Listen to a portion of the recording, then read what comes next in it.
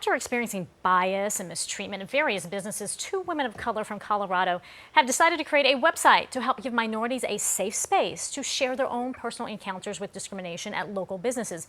They call it the Modern Digital Green Book, with a guide that was first published in the 1930s to help Black Americans find a safe place to travel. So joining us now to tell us more about this new project is co-founder of Inclusive Journeys, Parker McMullen Bushman. Parker, thanks for being with us.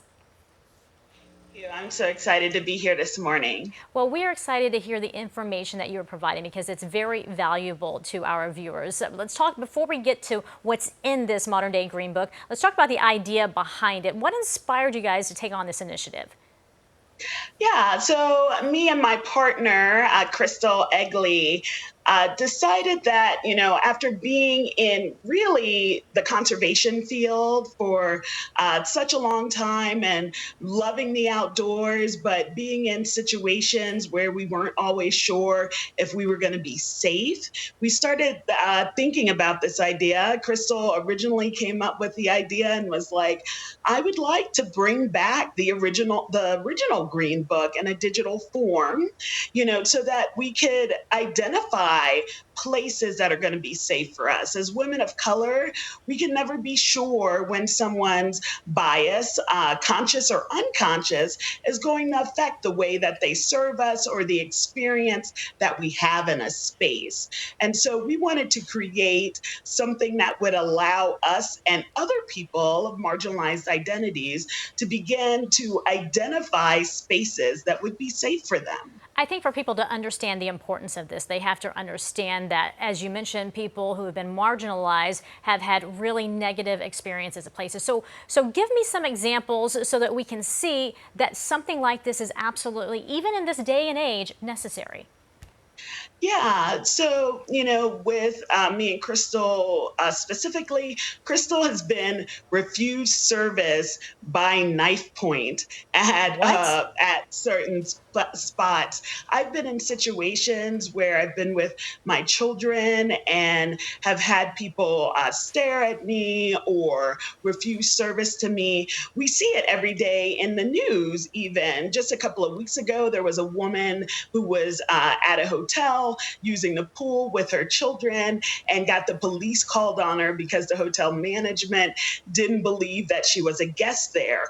Earlier this year, we had a gentleman who went to go cash a settlement check at a bank, got the police called on him because they thought it was a forgery. Turned out it was a settlement for a workplace discrimination lawsuit that he had taken to the bank and then got discriminated against. So it's not just us, it happens to people of color across the board, and people don't always have a space that they can go to see where these incidents are happening and can they go to a safe space. And it's actually not only for people of marginalized identities, because we know that there are allies out there who want to know that they are spending their money in spaces that are inclusive. Because we're almost out of time, when it comes to the areas and the places where people can go for safe service, if you will, how are you determining that and listing that? Yeah, so we want to be a crowdsource database. So like Yelp, people can go and rate spaces. They can rate, did they feel safe? Did they feel welcome? Did they feel celebrated? Right? And that is what this website will be. We are building it right now. And so we want people to be able to go and answer those questions and also see, if I'm in a wheelchair, can I get through the door? If I am trans, do they have gender inclusive bathrooms, right? So it's not just for people of color, but anyone of any marginalized identity. Okay, quickly, when is the website available so that people can go there and get valuable information? Yeah, we're looking to launch in 2021. So stay tuned, and you can look at inclusivejourneys.com to find out more information about the guide and about our journey as we create the guide. Well, it is definitely a resource that will be very beneficial. Thank you so much for putting so much time, effort, and heart into this. We appreciate you sharing it with us. Thank you, and thanks for having me.